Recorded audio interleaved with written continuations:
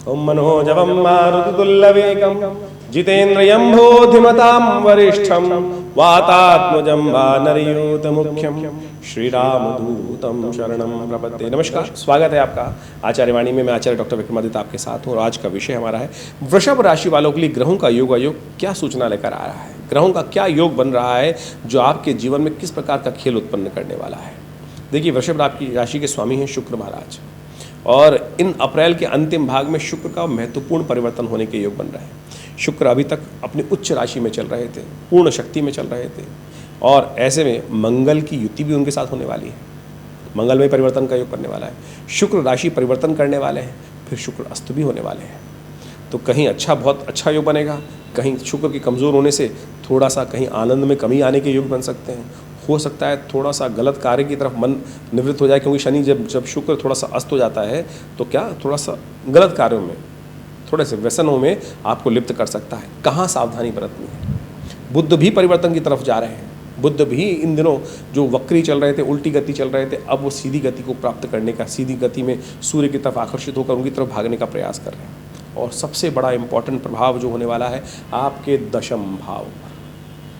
देखिए, वृषभ राशि वालों के लिए योग कारक कौन सा ग्रह होता है? शनि महाराज। आमतौर पर सबके लिए शनि अशुभ होते हैं ज़्यादातर, लेकिन वृषभ राशि वालों के लिए शनि शुभ होते हैं। शनि शुभत्व में सबसे बढ़िया चल रहे हैं इस वक्त। 30 साल बाद ये योग बन के आ रहा है और ऐसे में मंगल जबरदस्ती कुट करते हुए उनको परेशान कर रहे थे। अब मंगल जो है शनि के साथ जो द्वंद्वात्मक स्थिति उत्पन्न कर रखे थे, युति बना रखे थे, वो भी इस अप्रैल के अंतिम भाग में परिवर्तन की तरफ जा रहे हैं। ये आपको सुकून मिलने वाला योग बनेगा, कष्टों को निवृत्ति करने वाला योग बनेगा, द्वंद्व को शांत करने वाला योग बनेगा। सिलसिलेवार तरीके से समझ लीजिए क्या क्या कब कौन सी तिथि में क्या ग्रहों का योग आपके लिए बनता दिखाई दे रहा है और उसके अनुसार से कहाँ कौन सी कमी है, उसको ठीक करने के लिए कौन सा उपाय है, ये भी हम आपको बताएंगे।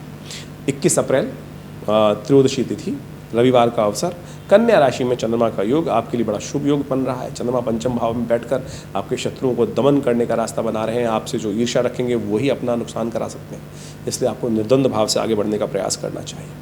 निर्द्वंद भाव से कम ये 2 तिथि विशेष तौर पर दिखा रही है, आप आगे बढ़ने का प्रयास करो। कई बार क्या होता है, हम लोग कई बार बेकार सोचते रहते हैं, बस नहीं सामने वाला क्या कर लेगा, क्या चलेगा।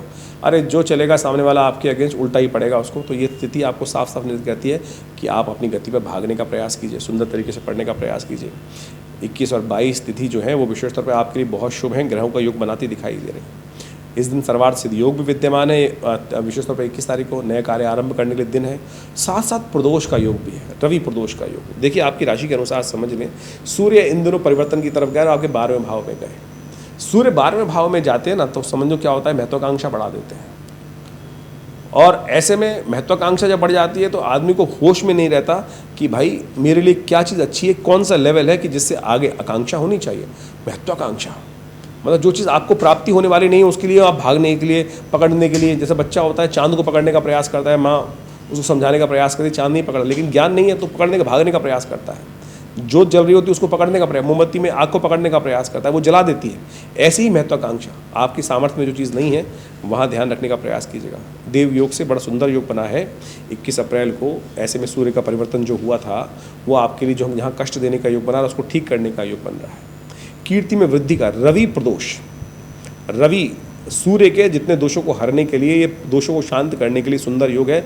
रविवार के दिन प्रदोष का योग बन गया है, त्रयोदशी शाम को आ गई है, तो भगवान का सुंदर अभिषेक, दूध के द्वारा शिव का अभिषेक सूर्य जब अस्त हो जाए, उसमें जब करीब 2 घड़ी का समय रहेगा, 40 मिनट का समय रहेगा, 44 मिनट का, तो ऐसे में विशेष तौर पर 48 मिनट में विशेष तौर पर भगवान शिव का अभिषेक श्रद्धा के साथ ओम नमः शिवाय का जप करते हुए करिए। देखिए परिवर्तन होगा और सूर्य के दोष पूरे महीने जो रहने वाला है सूर्य यहाँ पर, उसका दोष शांत करने के लिए एक ही दिन है, कर लीजिए, कल्याण के योग बनेंगे। तो आपकी राशि के अनुसार से हमने आपको वृषभ राशि वालों खासतौर पर बताया, नहीं तो इन दिनों खासतौर पर महत्वाकांक्षा बहुत परेशान करने वाली है। हमने एक अलग से वीडियो बनाया है, आपने सुना होगा सूर्य क्या करेंगे मेष राशि में आकर वृषभ राशि वालों के लिए, उच्च के सूर्य कहाँ आपको झटका दे सकते हैं, तो उसको समझ लीजिएगा और उसको कर लीजिए। ये तिथि बहुत सुंदर है आपके लिए। 22 अप्रैल की तिथि चतुर्दशी तिथि है और सोमवार का अवसर, चतुर्दशी सोमवार, बहुत सुंदर योग बनता है। शिव की तिथि, कल्याण करने वाली, पूजन करने वाला, रवि योग विद्यमान है। नए कार्य आरंभ करने के लिए दिन अच्छे दिखाई देते हैं। चंद्रमा बहुत सुंदर तरीके से योग बना रहे हैं आपकी राशि के अनुसार से, लाभ की स्थिति उत्पन्न करते दिखाई दे रहे हैं। प्रयास कीजिएगा पॉजिटिव रिजल्ट लाने के लिए। नया कार्य आरंभ कर शिव का ध्यान करते हुए सुबह सुबह कार्य करें, आनंद होगा। 23 अप्रैल की तिथि तो अद्भुत है, कल्याण करने वाली है और कष्टों को डंडा लेके भगाने वाली है। हनुमान जी कृपा प्राप्त करने का योग है। हनुमान जी प्रत्यक्ष देवता है। इस दिन हनुमान जयंती है, कार्तिक पूर्णिमा का योग है, मंगलवार का अवसर है। मंगल को जन्मे मंगल ही करते, मंगलमय भगवान हनुमान जी का सुंदर अवसर है। जयंती हनुमान जी की जयंती है और विशेष तौर पर पूर्णिमा का तिथि है, चैत्र पूर्णिमा। और ग्रहों का योगायोग आपके लिए गज केसरी योग का निर्माण कर रहा है, परंतु स्वास्थ्य का थोड़ा ध्यान रखने की ज़रूरत है। यहाँ चंद्रमा छठे भाव में चले गए हैं, लेकिन बृहस्पति से दृष्ट हो गए हैं, तो धन आगमन की सूचना देते दिखाई दे रहे हैं, लेकिन साथ साथ कुछ खर्चे भी करा सकते हैं। तो ऐसे ना हो कि अशुभ में खर्चा। हनुमान जयंती है, थोड़ा हनुमान जी के नाम पे थोड़ा उनका पूजन करके उनके लिए सवा मनी का भोग लगा लीजिए, उनके नाम से हनुमान चालीसा का पाठ कर लीजिए। हनुमान जी का एक बहुत सुंदर पाठ है हनुमान चालीसा। और आमतौर पर जीवन में कष्ट आते ना, और देवता चित्तन धरहि हनुमत से ही सर्व सुख करहि। तो यही बात समझ लीजिए, कारण क्या है कि समस्त देवता इस धरा से चले जाते हैं, समय के लिए आते हैं, लेकिन हनुमान जी यहीं रुक गए। भगवान राम ने स्वयं कहा हनुमान जी को, चलो हमारे साथ, साकेत जाने का समय आ गया है। तो हनुमान जी ने पूछा हनुमान जी से कि प्रभु साकेत में क्या होगा। भगवान बोले हम स्वयं विराजमान रहेंगे। तो हनुमान जी ने कहा कि मुझे आपके नाम करने का अवसर मिलेगा नहीं मिलेगा। बोले हम जहाँ स्वयं विराजमान है, हमारे नाम से क्या होगा। तो हनुमान जी ने कहा मैं इस धरा पे रहूँगा जहाँ आपकी नाम का संकीर्तन हमेशा होता है, और जहाँ जहाँ भगवान के नाम का संकीर्तन होता है हनुमान जी वहाँ विद्यमान होते हैं, किसी न किसी रूप में। हम उनको पहचान नहीं पाते हैं। अष्ट चिरंजीवी शास्त्र में कहे गए, अश्वत्थामा बलिर्व्यासु हनुमानश्च विभीषण कृपा परशुरामा से मार्कंडे च अष्टमा। अष्ट चिरंजीवी के अंदर हनुमान जी भी, अश्वत्थामा बलिर्व्यास हनुमानश्च विभीषण। हनुमान जी आते हैं अष्ट चिरंजीवी में, सदा इस धरा पर विद्यमान रहने वाले हैं और समस्त कष्टों को हरने वाले हैं। ये सब पराशक्तियाँ हमारे जीवन में कष्टों को दूर करने वाली हैं। इस दिन ग्रहों का परिवर्तन भी हो रहा है। सबसे इंपॉर्टेंट परिवर्तन ये हो रहा है कि मीन राशि में मंगल जा रहे हैं। मंगल जो शनि के साथ लट लेकर तैयार थे लड़ने के लिए, अब वो अपने घर आगे निकल रहे हैं, वो मीन राशि में चले जाएंगे, और ये आपके लिए बहुत सुंदर अवसर रहेगा। शनि महाराज शुभ करने को तैयार हैं, बहुत सुंदर तरीके से आपके लिए 30 साल बाद ये योग बना रहे हैं, लेकिन मंगल वहाँ कष्ट देने के योग बना रखे, तो मंगल आगे निकलना बहुत शुभ है आपके लिए। तो आनंद भाव से हनुमान चालीसा का पाठ कीजिए। जो शतबार पाठ पढ़ जोई, कहा गया ना हनुमान चालीसा में, कृपा करहु गुरुदेव की नाही। अगली लाइन आती है, जो शतबार पाठ पढ़ जोई छूटई बंद महासुख हुई। जवाब सामने है। लोग कहते हैं महाराज कितनी देर जप करें, कितना करें। अरे हनुमान तुलसी बाबा ने स्वयं कहा जो शतबार। अब लोग ऐसे चोर हैं कि उनकी कह लेते हैं जो शतबार, शत को सत कह देते हैं, 7 बार करके छोड़ते हैं। शत है शत 100, जो 100 बार। जो शतबार पाठ पढ़ जोई छूटई बंद महासुख होई। छोटा बड़ा सुख नहीं, महासुख प्राप्त करने के लिए हमने विवेकानंद योगाश्रम में इस दिन बड़ा सुंदर कार्यक्रम रखा है, हनुमान चालीसा का, सुंदरकांड का, हनुमान जी को चोला। हमारे आश्रम में हनुमान जी की सिद्ध मूर्ति है जो आचार्य केशव देव जी द्वारा प्रतिष्ठित की गई, और अनेक लोगों ने अपनी मनोकामना के लिए, जो शादी नहीं होती है वहाँ पर हनुमान जी को चोला चढ़ाने से सुंदर योग बन जाते हैं। मुकदमों में विजय नहीं हो रही होती तो उन हनुमान जी की कृपा से समस्त प्रकार से कष्टों को दूर करने के योग बन जाते हैं। तो आप सुंदर इस कार्यक्रम में सम्मिलित हो सकते हैं, जो शाम को रहेगा यज्ञ, हनुमान जी का यज्ञ, और उनके जन्मदिन के अवसर पर साथ में कई सारे और कार्यक्रम रहेंगे। तो आप शाम को अवश्य विवेकानंद योगाश्रम जमुना पार्क लक्ष्मी नगर में आश्रम में प्रतिष्ठित हनुमान जी का दर्शन कर सुंदरकांड का पाठ यज्ञ में भाग लें, अपने नाम से सुंदरकांड की व्यवस्था कराएं, सुंदर तरीके से लाभ के योग बनेंगे। 24 अप्रैल प्रतिपदा तिथि, बुधवार का अवसर, और इस दिन परिवर्तन का योग है। मेष राशि में शुक्र का परिवर्तन हो रहा है। शुक्र आपके 12वें भाव में जा रहे हैं, सूर्य के साथ बृहस्पति के साथ बैठकर राजयोग का निर्माण करेंगे, और ये आपके कई कार्यों में विघ्न जो दे रहे थे वो उसको बदलने का योग बना सकते हैं, आपके नए संपर्कों में इजाफा करने के योग बना सकते हैं। तो शुक्र का ये परिवर्तन आपके लिए बहुत महत्वपूर्ण रहेगा। तुला राशि के साथ विशेष तौर पर बृहस्पति के सामने चंद्रमा विराजमान होने से क्या होगा, विशेष तौर पर वृषभ राशि वालों के लिए बड़ा सुंदर योग बनेगा। तो ऐसे सुंदर योग है। चंद्रमा छठे भाव में है, लेकिन स्वास्थ्य का थोड़ा ध्यान रखने की ज़रूरत है। ऐसे में थोड़ा सा विशेष तौर पर महामृत्युंजय मंत्र का जप कर लीजिए, गणेश जी को विशेष तौर पर प्रसन्न कर लीजिए, भगवान का चरणामृत ले लीजिए। देखिए एक बहुत सुंदर उपाय बता देते हैं। चंद्रमा खराब चल रहे हैं तो ऐसे में शालिग्राम जी के मंदिर, विशेष तौर पर विष्णु जी के मंदिर में जाके काली शिला होती है ना, उनको शालिग्राम जी कहा जाता है। उनका विशेष तौर पर पंचोपचार पूजन कर उन पर चरणामृत, भगवान का जो पंचामृत होता है उसको अर्पित करें, और उसके बाद उस चरणामृत को ग्रहण कर लीजिए। जो पंचामृत है भगवान जब शालिग्राम जी से पड़ जाता है तो वो चरणामृत बन जाता है, और पंडित जी उस मंत्र को बोलते हैं जिसको चरणामृत जब देते हैं व्यक्ति को, अकाल मृत्युहरणम सर्वव्याधि विनाशनम शिव विष्णु पादोत्कम पित्वा पुनर्जन्म न विद्यते। तो बड़े सुंदर तरीके से चंद्रमा को शीर्ण है, बुधवार का अवसर है, कृष्ण जी के मंदिर में जाकर, विष्णु जी के मंदिर में जाकर शालिग्राम जी का गंगा जल, खासतौर पर चंदन, इन सब चीज़ों को मिश्रित कर उनका स्नान कराएं और वो चरणामृत ग्रहण कर लीजिए। सब आदि व्याधि दूर होंगी, भगवान का आशीर्वाद से कल्याण के योग बनेंगे। 25 अप्रैल की तिथि द्वितीया तिथि है, बृहस्पतिवार का अवसर है और चंद्रमा इस दिन परिवर्तन की तरफ जाएंगे, लेकिन शाम को सुबह सुबह आपके लिए बड़ा सुंदर योग है, चिंता ना करें, बड़ा सुंदर आपके लिए लाभ के योग प्रशस्त करते दिखाई दे रहे हैं। लेकिन स्वास्थ्य का थोड़ा ध्यान रखने की फिर भी ज़रूरत है, तो केसर का सेवन कीजिए, केले का दान कीजिए, विष्णु जी का पूजन करें, ये सब उपाय करेंगे तो बड़े सुंदर आपके लिए स्वास्थ्य में भी ठीक रहेगा और थोड़ा सा धन लाभ तो होने के योग हैं ही हैं, चिंता ना करें। बात कर लेते हैं 26 अप्रैल की द्वितीया तिथि, उस दिन भी थोड़ी देर के लिए विद्यमान है, 6:30 बजे तक करीब करीब दिल्ली का पंचांग देखें तो दिखाता है पंचांग, थोड़ी देर के लिए द्वितीया विद्यमान रहेगी। शुक्रवार का अवसर है और इस दिन बुध जो हैं वो मार्गी होने जा रहे हैं। बुध विशेष तौर पर आपकी राशि के अनुसार से 11वें भाव में चल रहे हैं, थोड़े कमज़ोर हैं। ऐसे में बुध का कमज़ोर होना कई बार क्या होता है कि सांसारिक कार्यों को करने में शक्ति में थोड़ा कमी आने के योग बनाता है। लेकिन बुध पहले वक्री थे, अब सीधी गति तो हो गए हैं, लेकिन अभी भी थोड़ी क्षीण अवस्था में है, तो ऐसे में गाय का पूजन करना चाहिए, गाय को पालक खिलाना चाहिए, गाय का विशेष तौर पर गणेश जी का स्तवन करना चाहिए। इन सब उपायों को करने से बुद्ध को शक्ति प्राप्त होगी और बुद्ध धीरे धीरे आगे बढ़ेंगे और परिवर्तन का योग बनाएंगे, आपके लिए चीज़ों को ऑर्गेनाइज करने में समर्थ दे सकते हैं, लेकिन थोड़े कमज़ोर हैं, ये उपाय अवश्य करने की ज़रूरत है। 27 अप्रैल को तृतीया तिथि है, शनिवार का अवसर है, चतुर्थी का व्रत, समस्त विघ्नों को हरने का व्रत, समस्त जब कष्ट आते हैं विघ्नों को दूर करने के लिए गणेश जी का पूजन करके आप सब प्रकार से कल्याण के योग बना सकते हैं। चंद्रमा वृश्चिक में चलने के कारण से थोड़ा सा मन थोड़ा सा कहीं ना कहीं निस्तेज हो रहा है, लेकिन नए विचार अवश्य दे रहा है, लेकिन अभी उनमें पूरी जान नहीं आ रही है, क्योंकि चंद्रमा पिछले 2-3 दिनों से थोड़े कमज़ोर अवस्था में चल रहे हैं, वृश्चिक में चल रहे हैं, सप्तम भाव में चल रहे हैं, लेकिन शक्ति थोड़ी कमी है। तो ऐसे में एक काम करें, थोड़ा सा दूध का दान कर दीजिए और दूध का दान करने से आपके कष्ट दूर होने के योग बन जाएंगे। थोड़ा शनि को ताकत देने का प्रयास कीजिए, क्योंकि शनि महाराज इस दिन विशेष तौर पर आपकी राशि में सब शुद्ध हो गए हैं पूरी तरह से, चंद्रमा पर दृष्टि डाल रहे हैं। चंद्रमा शनि महाराज शुभ है, चंद्रमा जो है मन का कारक है, शनि अंतःकरण है, शनि अंतःकरण का स्वरूप माना जाता है। अंतःकरण की जो दृष्टि है वो शनि चंद्रमा पे पड़ रही है, तो थोड़ा सा एक काम कर लें, शनि को थोड़ा ताकत देने का प्रयास कर लीजिए, पीपल के पेड़ के पास जाकर थोड़ा सा एक दिया जला दीजिए, इससे थोड़ा चंद्रमा को ताकत मिलेगी और लाभ प्रावृत्ति के योग बनेंगे। 28 अप्रैल का अवसर, चतुर्थी तिथि, रविवार का अवसर, और चंद्रमा परिवर्तन की तरफ जाकर सुबह सुबह 4:27 पर धनु राशि में प्रवेश कर देंगे और ये आपके लिए अच्छा योग बनाएंगे। मन थोड़ा बंधन में रहेगा, लेकिन फिर भी धन लाभ के अवसर कहीं ना कहीं प्राप्त करने के योग बनेंगे। एक परिवर्तन जो हो रहा है वो थोड़ा सा कष्टकारी हो सकता है। जो शुक्र परिवर्तित होकर गए थे 12वें भाव में राजयोग बनाने का स्थिति बनकर रहे थे, वो अस्त हो गए हैं।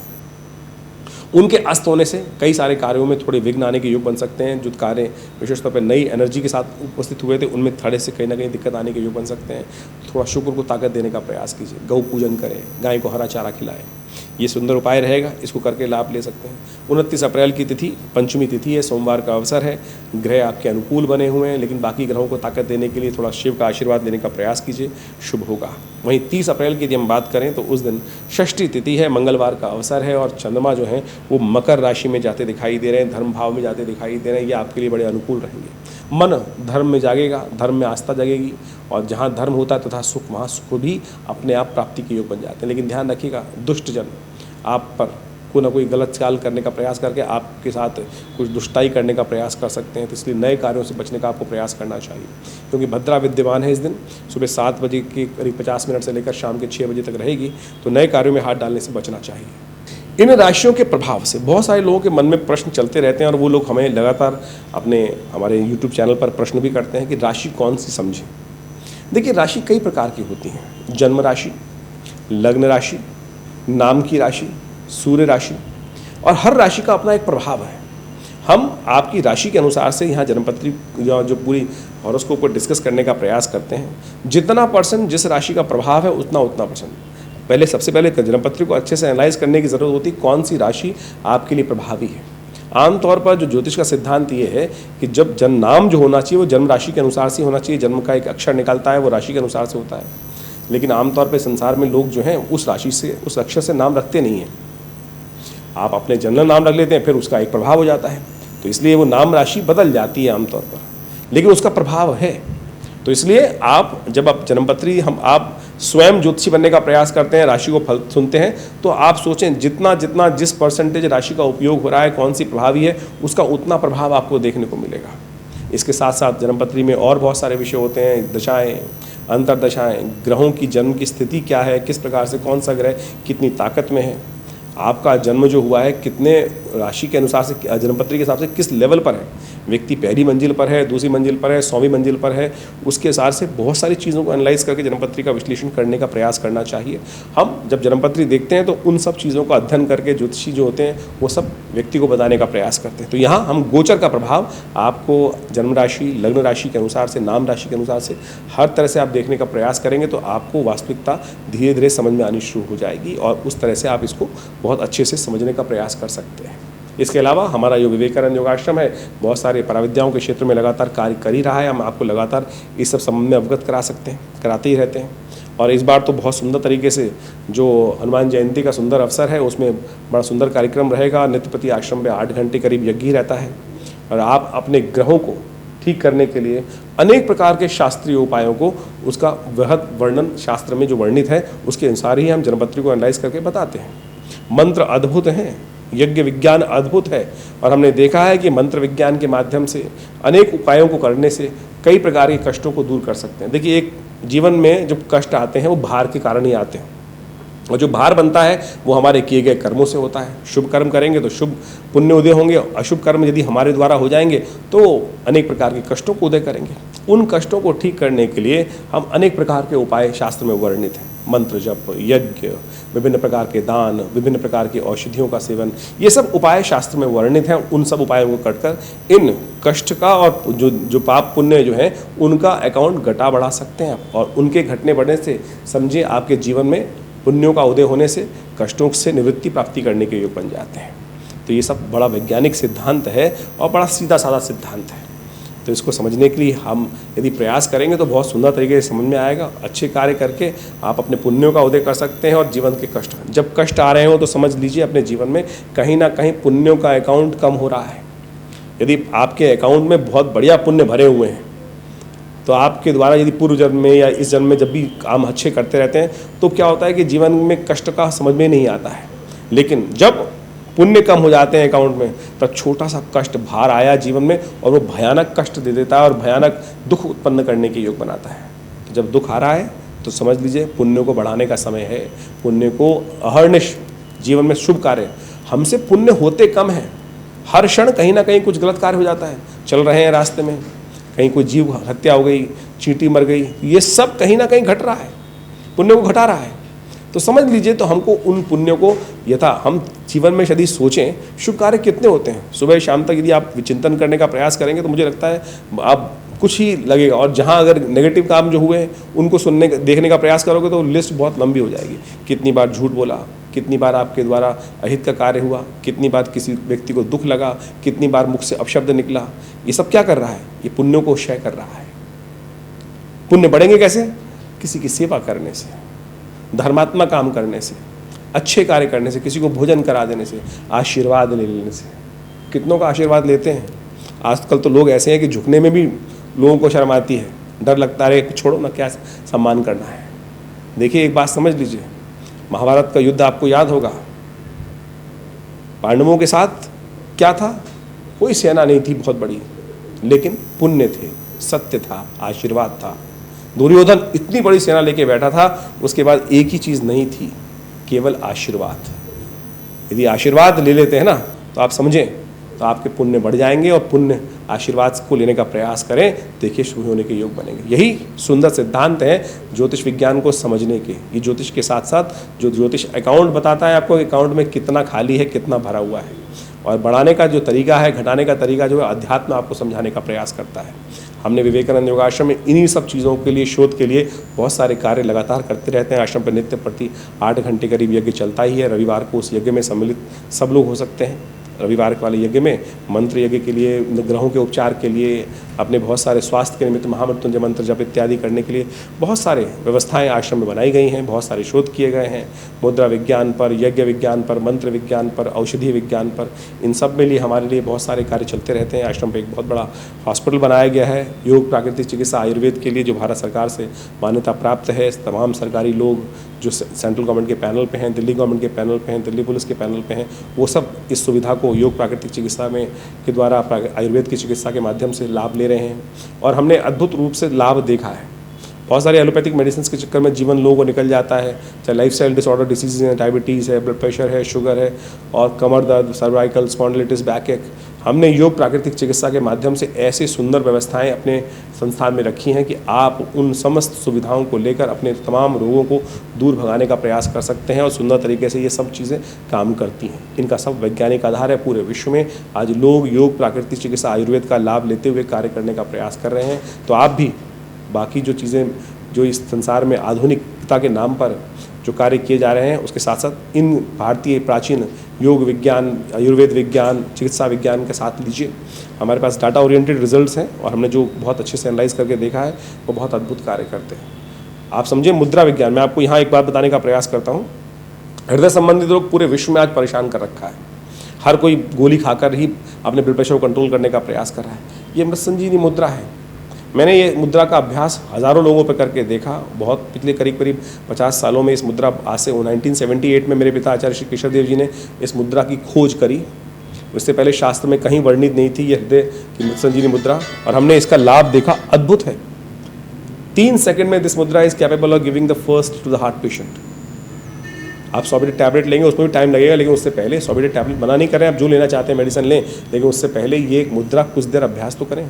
कुछ ही देर में आपके हाथ को साउंड कर ये आपके कष्टों को दूर करने का योग बनाएगी और सुंदर तरीके से लाभ देगी। इसके ऊपर बहुत सारी और पुस्तकें विद्यमान हैं और पुस्तकों में के माध्यम से हमने बहुत सारे उपचार के माध्यम बताए हैं। इन समस्त पुस्तकों में कान में दर्द चल रहा है, ये शून्य मुद्रा करके देखिए। 3 मिनट में कान का दर्द, कान की होने वाली समस्याएं दूर करने में लाभ देगी। ऐसी बहुत सारी मुद्राएं। बच्चों को याद नहीं होता है, आपको नींद नहीं आती है, आप रोज गोली खाते हैं, कुछ ध्यान योग का सहारा लीजिए प्लस ये ज्ञान मुद्रा का अभ्यास। पहली उंगली अंगूठे के साथ इस मुद्रा को लगा देने से ये ज्ञान मुद्रा बन जाती है।